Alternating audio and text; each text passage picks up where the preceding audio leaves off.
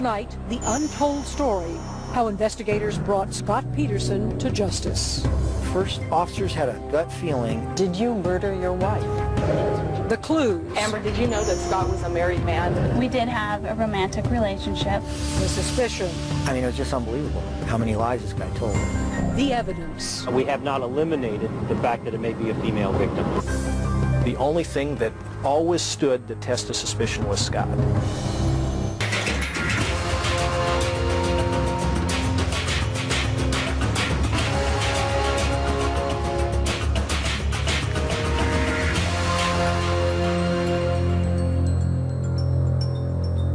Scott Peterson.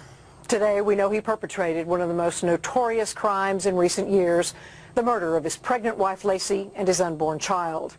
I covered the Scott Peterson case from beginning to end, and in my book, A Deadly Game, I wrote about the meticulous work of these investigators. Tonight, we'll go behind the scenes and behind the headlines to see exactly how they solved this mystery and hear for the first time about the painstaking police work that brought a killer to justice. April 13, 2003. The intact body of a baby boy washes up on the shore of San Francisco Bay. The next day, 1 mile to the south, the badly decomposed torso and lower body of a woman washes up, clad in a nursing bra and maternity pads. The body is an adult female, and as we speak right now, the autopsy is being performed. The bodies are those of Laci Peterson and her unborn son, missing for almost 4 months. It confirms the worst fears of a nation riveted by this case.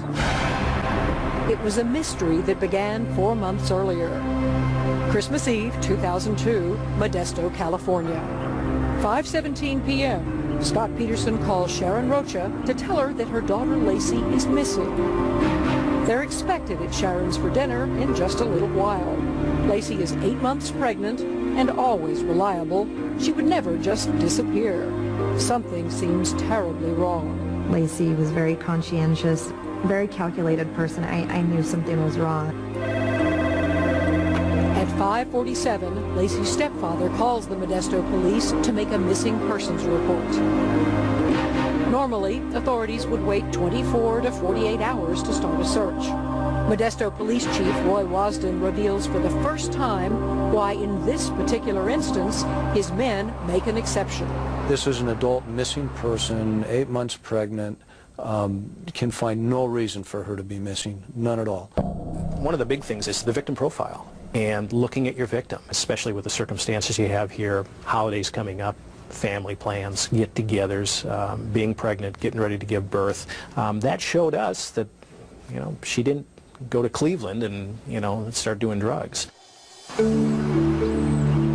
The police arrive at the Peterson house and start questioning Scott. He claims Laci was planning to walk their dog in a local park that morning, and he went fishing on San Francisco Bay. And then he does something that astonishes police. Unasked, he pulls out his parking receipt. Is he establishing an alibi already?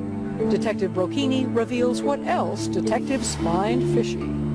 He couldn't say what he was fishing for. He didn't know what kind of bait he was using initially to the first officers. They had that, you know, cop gut instinct that, you know, something just isn't right. Here at the Peterson house, it didn't take long for investigators to become suspicious of Scott's behavior. He just wasn't acting the way a husband would if his pregnant wife turned up missing. The first officers had a gut feeling, and they told the sergeant. So he calls a watch commander who says, we need a detective. The call comes to my home on Christmas Eve, and really it's for me a feedback of here's what we're being told, here's what we see, here's what our concerns are, here's what we believe we need to do immediately. Detective Brocchini handles the investigation from day one, arriving at the Peterson house at 9:25 p.m. It's been 4 hours since the missing persons call came in, but already police are treating Laci's disappearance as suspicious. When you approach Scott, tell me about that first encounter. I just introduced myself to him, and I told him that I was, you know, going to be there to help, and I asked him if he would walk me through his day and walk me through his house. Over the next 4 hours, Brocchini does an intensive search of Scott Peterson's house and property. But it's Scott's odd reactions that really pique his interest. For example, when he accidentally bumps the door of Scott's truck into Laci's car. And he came right over with a glove that he was wearing, and he says, look, either I'll move my truck or I'll hold this glove in there so you don't scratch my car. And I said, I'll be careful, don't worry. What did the putting of the glove between the vehicles say to you? He just said his major concern wasn't Laci. By evening, the hunt is on for Laci. Helicopters, officers, and search dogs all comb the area. That night, Scott's father-in-law tells police that Scott told him he'd been golfing that day. But didn't he already tell police he'd been fishing? It's a direct conflict, and it's not lost on investigators. He would fabricate things or, lie about things that he didn't have to. And we never really were able to figure out exactly why he did it. As Brocchini inventories Scott's house and cars, he continues making mental notes of all the things that bother him. Among them, after Scott came home, he took his time before alerting anyone that Laci was missing. First, he washed the clothes he'd worn that day. Then he had a snack, showered, and changed his clothes. Detectives find this strange for a man desperate to locate his wife. But more than anything, it's the laundry that catches Brocchini's attention. Why would Scott only wash his own clothes when there was a basket full of dirty laundry in his bedroom and a pile of dirty rags right on top of the washer? I saw these big dirty rags, and I couldn't see anything in the house how they could be that dirty, and what are they doing on the washing machine, and why did he wash his clothes? Then there is Scott's claim that Laci had planned to walk the dog in a local park that morning. Police just don't buy it. Well, there's a rather steep incline for a pregnant gal who's not feeling good, not moving good, not very athletic at that stage of her pregnancy, to take the dog and go down there. That seemed unreasonable to us. In Scott's truck, the detective finds brand new fishing gear still in the package, patio umbrellas, tarps, and a toolbox. It's only 5 hours now since Laci was reported missing. But police have already stopped treating this like a missing persons case. In their gut, they think it's a homicide, and they begin treating it like one. They take crime scene photos, and one of them grabs their attention. It shows a comforter that looks like a body was laid across it.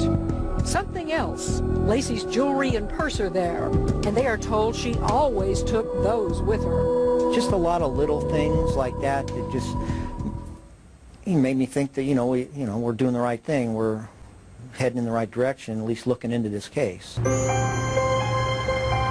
At 11:17, the detective and another officer accompany Scott to his office.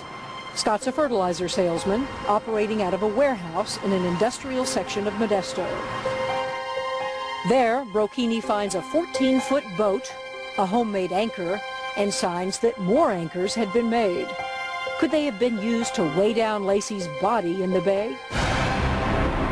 Finally, at midnight, they go back to headquarters, where Detective Brocchini formally interviews Scott Peterson, recording every word he says. But if Scott is scared or distraught, he certainly doesn't show it. I asked him to sit down. I went into the viewing room to plug in a tape, and I could see him. He was sitting there with his hands in his pocket, and he's almost like leaning back in his chair. You made notes about his behavior during the course of the interview, sort of callous, laid back. Given your experience, that body language, that behavior has to be telling you an awful lot. What it told me was that I need to ask more questions, and I need to call in a couple more detectives. This is suspicious. She's not out at shopping and not showing up. I mean, something bad's happened to Laci. In my stomach, that's what I felt. The story hasn't even been reported yet, but already, just hours into the case, Scott Peterson is under the Modesto police microscope.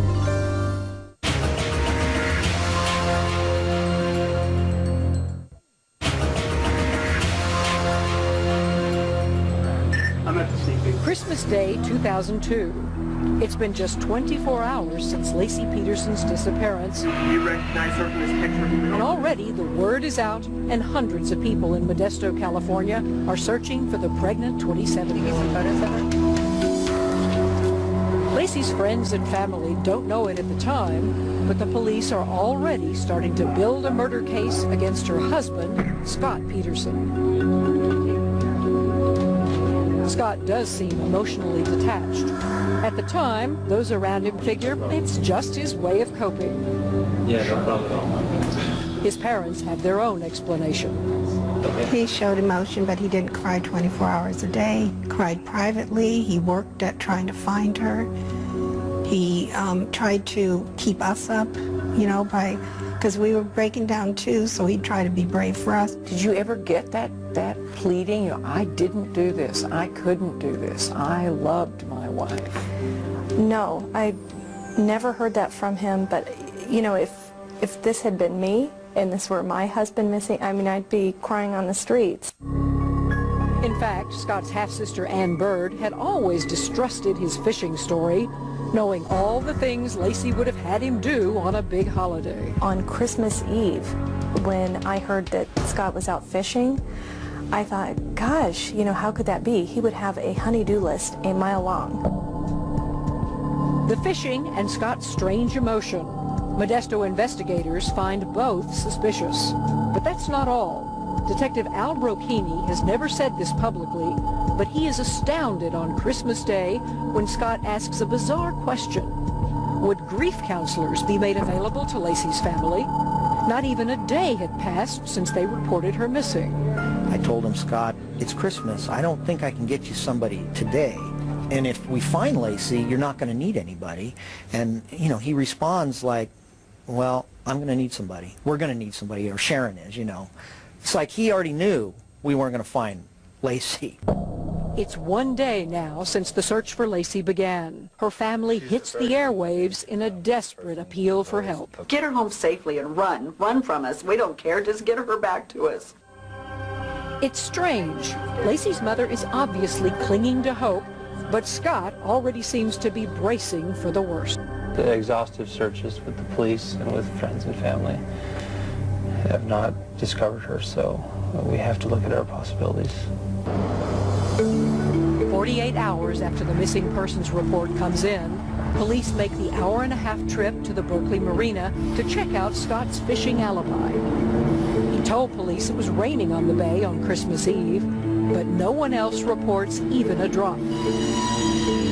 So now police have caught Scott in a blatant lie, and yet another red flag goes up. Then, on Christmas Day, Scott backs out of a polygraph test he'd promised to take.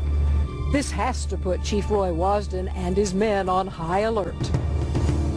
But two findings that are even more damning to Scott Peterson. First, investigators discover he bought his boat without telling anyone.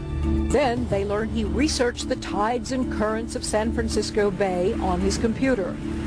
Could he have been trying to figure out the best spot to dump a body? In fact, he was searching those bay tides before Laci was missing, like the day he bought the boat. It was another little piece.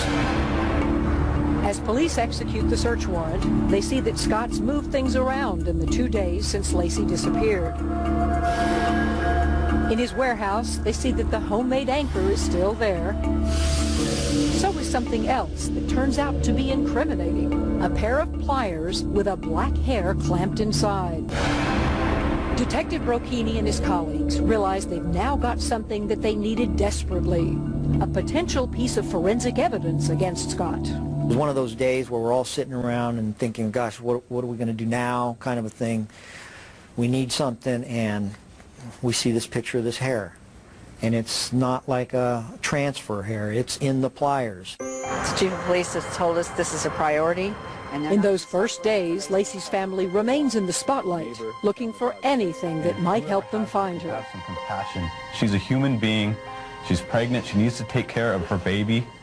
On December 27th, they hold a press conference and make a tearful plea for her safe return. Whoever has her, please, please, please let her go. Bring her back. We love her so much. We want her back. Please, let us have her back. While publicly the police are pressing their search for Laci, privately they're sure she's already dead. And they're slowly piecing together their theory of exactly what happened to her and why. I think she was getting ready for bed, and she got strangled or smothered right there, wrapped in a tarp, drug out and put in the truck. I think the umbrellas went in first and she went in second in a blue tarp. I mean, he wanted an excuse to be carrying something that big in a blue tarp, and that's what the umbrellas were, his excuse. He just didn't want to be a dad. He didn't want to be tied down. I mean, just when you look at his lifestyle, all the things that he wanted to do, and, you know, be it a member of the country club, parenting was going to be, you know, a big anchor on him. My opinion is his plan is wake up in the morning, leave. People are going to think I'm golfing, but go. Nobody will be at the bay. Do my thing. But there's a hitch when several people spot him at the bay. That's when police say Scott Peterson changes his alibi from golfing to fishing. Whatever his story, police are now sure foul play is involved, that Scott Peterson is responsible, and that it was premeditated. I mean, he's been planning it. Planned it when he bought the boat.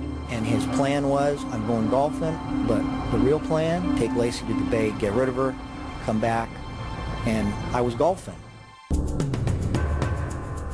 Police don't know it yet, but a new player is about to break the case wide open. How long have you been seeing Scott?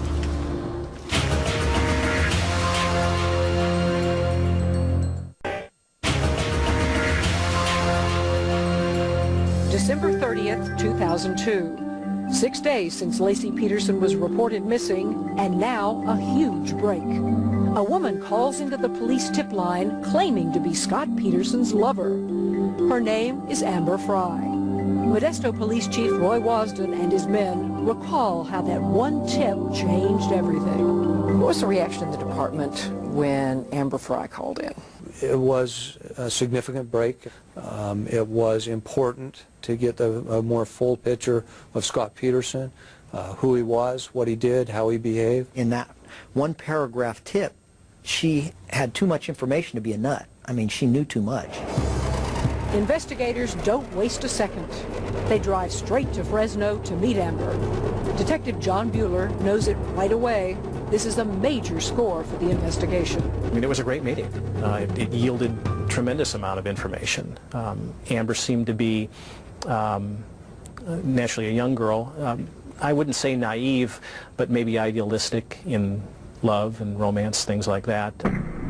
Amber tells the detective she's been seeing Scott Peterson only a few weeks, but they're already talking marriage. On December 9th, she recalls, he broke down sobbing that he had, quote, lost his wife. That's the same day Scott secretly bought his boat. Detective Brocchini knows he's onto something. I mean, he told Amber that he had lost his wife when she wasn't lost. And so that, I mean, to me, that was a key. The detectives ask Amber to secretly record all future conversations with Scott. She agrees. They're also determined that no one will find out about her. That afternoon, the detectives take Amber to buy the recording equipment. And then her phone rings. It's Scott. He's caught everyone off guard.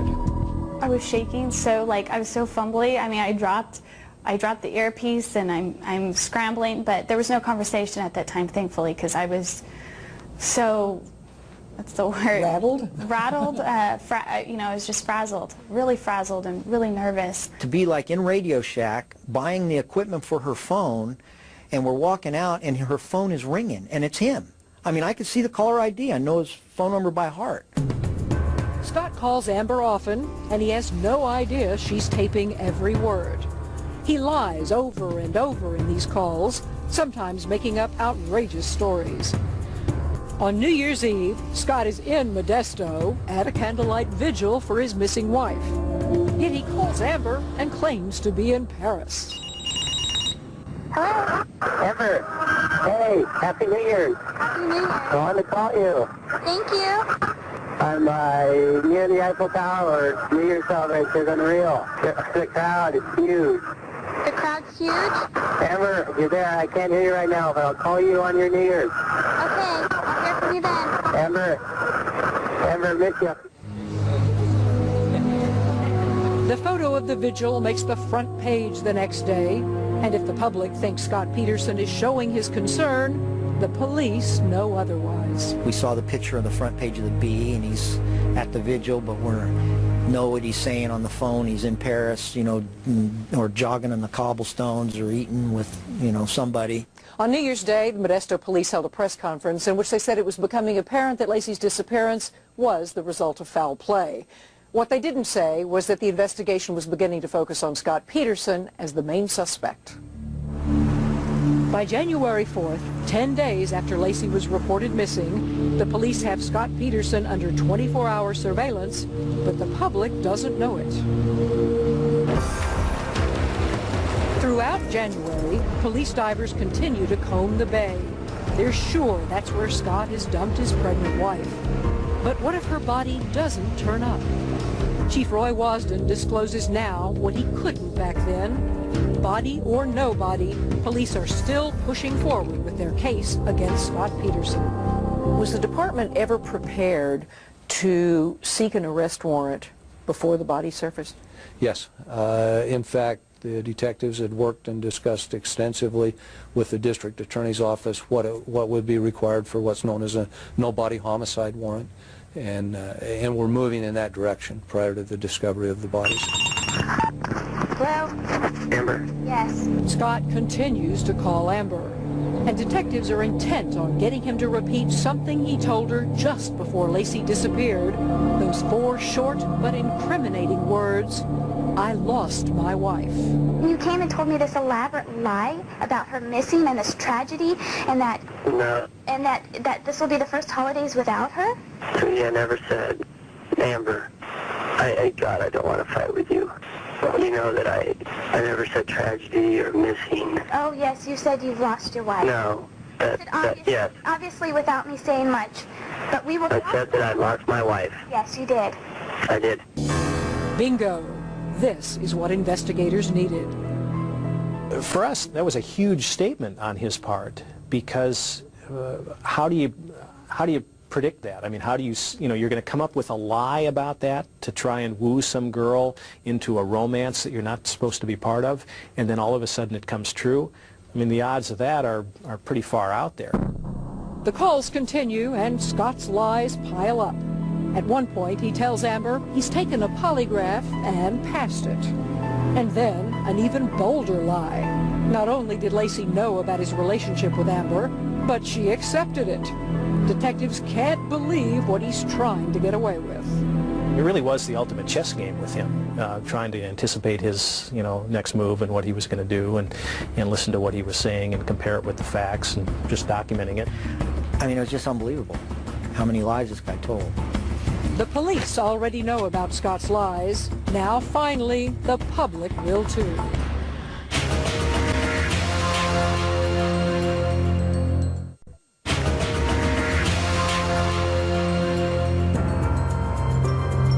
January 13th, 2003, 20 days since Laci Peterson's disappearance. Police learn that the National Enquirer is about to break an explosive story exposing Scott Peterson's secret life. It will reveal that Scott Peterson had a mistress while Laci was alive and pregnant. The once close relationship between Scott and Laci's family is now severed forever. And it's only days before the press and the public find out who Scott's mystery woman is. Amber, did you know that Scott was a married man? On January 24th, exactly 1 month since Laci was reported missing, her husband's lover is forced into the glare of the spotlight. I met Scott Peterson November 20th, 2002. I was introduced to him. I was told he was unmarried. Scott told me he was not married. We did have a romantic relationship. This is devastating news for Laci's mother. It basically allowed Sharon to realize her worst fears had come true, because until then she had nothing to hang her suspicions on. There was nothing that she knew, of course we did, that would confirm for her that Laci probably wasn't coming back. The same day Amber comes forward, the Roaches make their own public statement. I would like Scott to know that I trusted him and stood by him in the initial phases of my sister's disappearance. However, Scott has not been forthcoming with information regarding my sister's disappearance, and I'm only left to question what else he may be hiding. And even as Laci's family wonders what happened to her, the police are sure Scott knows. On January 26th, he's tracked to the Berkeley Marina where he sits in his car gazing at the water. This is at least the 5th trip he's made to that location. What about all the trips to the Berkeley Marina? He didn't stay very long. He didn't sit up there and watch the diving teams. What do you think he was doing? Who knows? I mean, because he is so different from us. Curiosity as to where we were, where the searches were taking place, how close they were to where he left her, maybe to ease his mind. If he went up there long enough and he saw we weren't close to where she was, oh, okay, no reason to stick up here anymore. We'll just go back home. That's the only way that I can make sense out of that. But media interest in the case is white hot now, and Scott can no longer ignore it. The allegations of a girlfriend. With his infidelity public knowledge, he decides to spin it on national TV. I think everybody sitting at home wants the answer to the same question. Did you murder your wife? No, I did not. And I had absolutely nothing to do with her disappearance. And January 28, 2003. It's been over a month since Laci disappeared. Now, Scott sits with Diane Sawyer on Good Morning America, and police are watching for what he says and how he says it. Amber Fry came forward. I'm glad she did. Did you tell her that you were not married? I did. And then when Laci disappeared, I called her, and admittedly it wasn't immediately. It was a couple days after Laci's disappearance. I telephoned her and told her the truth. The truth? That I was married, that Laci disappeared. She didn't know about it at that point. But Amber told investigators that she found out Scott was married from news reports, not from Scott. It was pretty powerful to see him, see his words, see his lies. How harmful do you think Scott's own words were to him? I think very harmful. I do. I think that, well, I think they painted a true picture of Scott Peterson, which was, you know, pretty indicting of who he is. In the mornings, I've been taking the dog down to the park where she walked. And that's like our time. A nice time together. When he began to cry, and something I thought was very strange was most men, I would expect, even women, will try and wipe away tears. And he sat there and let those flood without ever reaching up. That just kind of goes to what we had expected all along with him. I mean, here's somebody, he wants people to see those tears. I mean, I would imagine it probably took some effort for him to squirt those out. You know, let the camera roll and let's capture those, and maybe that's going to help me later on down the line. Investigators aren't the only ones paying close attention to this interview. Amber Fry is too. Were you in love with her? No. What did you think about when you saw the Diane Sawyer interview where she asked him if he loved you and he said no? It's funny because Scott and I talked about that, and he's like, oh yeah, I know, they cut it off. He said, because they cut out all the other things I said about you. I was like, really? Obviously, I care about you. I mean, there's no question. You know, he excused it, but certainly I knew better than that. By now, 5 weeks since Laci's disappearance, police are looking for any credible leads. One big one, a car dealer tells them that Scott sold Laci's Land Rover and bought a new pickup truck. Why would he do that?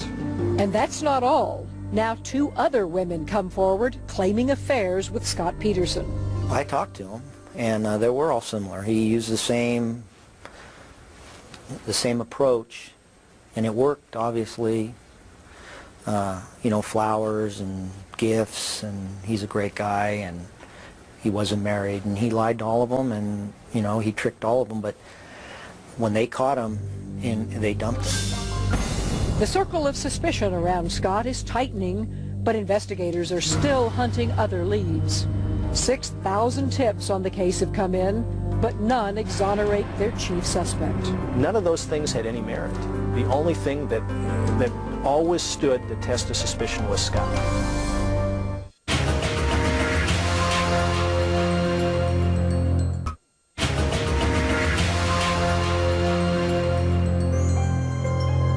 February 1st, 2003, just over 1 month into the Laci Peterson case. Scott Peterson has already backed out of taking a police polygraph test, but now he tells Amber he'll go to an office where he can take a private one. she should meet him there in half an hour. So, you know, of course I'm talking with Modesto police. They're like, absolutely do not meet him. We'll see, you know, if, you know, maybe he'll just go ahead and do it without you. For her safety, Amber stays behind, but Detective Brocchini goes ahead and stakes out the location of the polygraph. I was sitting watching this building from about 3 blocks away, and all of a sudden in my rearview mirror I see Scott Peterson walking up behind me. So I got out, and he just walked right up to me like we're friends and thanked me for going on America's Most Wanted, trying to find Laci, and, you know, shook my hand. I mean, it was just the weirdest contact. You know, here I'm in a different town, I'm staking out a place where he's going to go, and his thing is, hey, thanks for going on America's Most Wanted. At this point in the investigation, police ask Amber to stop recording Scott's calls. They're worried that anything more Amber might say could be used to discredit her in court. But wiretaps show that Scott kept calling. Is there some way for us to see each other, Amber? I think it would help us so much. At this point, all I could see is it just damaging me even more. What did you think when he called you in February? All of this is broken loose. People are really, by this point, looking very intensely at Scott, and he calls and says, come to Lake Arrowhead with me. I really had to talk that whole situation out because he was being very persistent and very emotional about seeing me, that he needed to see me. I can't say I understand, but okay. Scott. You know I'm not a monster, Amber. I never said you were, Scott. I know, but you know I can never hurt you or hurt anyone.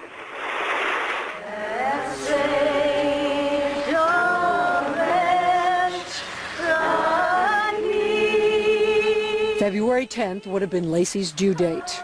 That night, friends and family hold a candlelight vigil, and police note that Scott is conspicuously absent.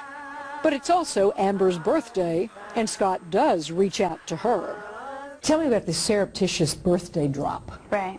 Tell me about that. There was a bush that he had a package under, and, you know, he described where it was at and what light post. You know, there was the CD, Come Away With Me. Come away with me and we'll kiss on a mountain top. You know, it was a little bit almost morbid thinking, you know, your wife's missing and you're sending me the CD that has a great meaning and thought involved to it. Thank you all very much. Thank you. By now, a month and a half since Laci disappeared, Scott's family seems to be his only defenders. 3 days after the vigil, they hold a press conference in San Diego to show their support. Yeah, he's looking for Laci. That is his whole purpose. And he's continued to do that since day one. Investigators note that Scott is absent from the press conference, too. But he's busy at home on February 18th when police arrived to serve a second search warrant. When you went back with a second search warrant, I understand that cops knocking on the door, and boy, he's on the phone trying to cancel some porn channels. What did you think about that? For him to be so cold and so able to switch gears and distance himself from this tragedy to the fact that he has to order porn at home, it's just another piece of evidence that shows us that he wasn't concerned about her, didn't want to be a part of her, didn't want to have her in his life, and was so far down the road from moving on that he could order that. Got a second? 8 weeks in, the public is still gripped by this story, and calls continue to flood the Modesto Police Department. Investigators have received more than 8,000 tips by the end of February. Then a real break in early March. Forensic testing proves what the police thought all along. The hair found in the pliers on Scott's boat is consistent with the hair from Laci's hairbrush. That's the piece that puts it over the top. On March 5th, the police officially reclassify this case a homicide. As this investigation has progressed, we have increasingly come to believe that Laci Peterson is a victim of violent crime. But there's still a big problem for the police. They're faced with proving a homicide without a body. They'll just have to keep working the circumstantial evidence. And their sole suspect? Scott Peterson. By now, even some of his family are turning against him. Things really did not add up over and over again. And my husband kept saying, he has to be guilty. This is just not normal behavior. Then, on April 13th, a gruesome discovery on the northern shore of San Francisco Bay. It's the body of an unborn child. The next day, just 1 mile south, another body washes ashore.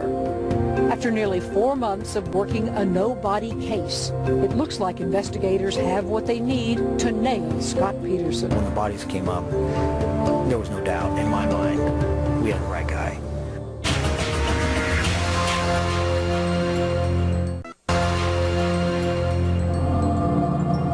April 13th, 2003, the battered body of a baby boy is found on the northern shore of San Francisco Bay.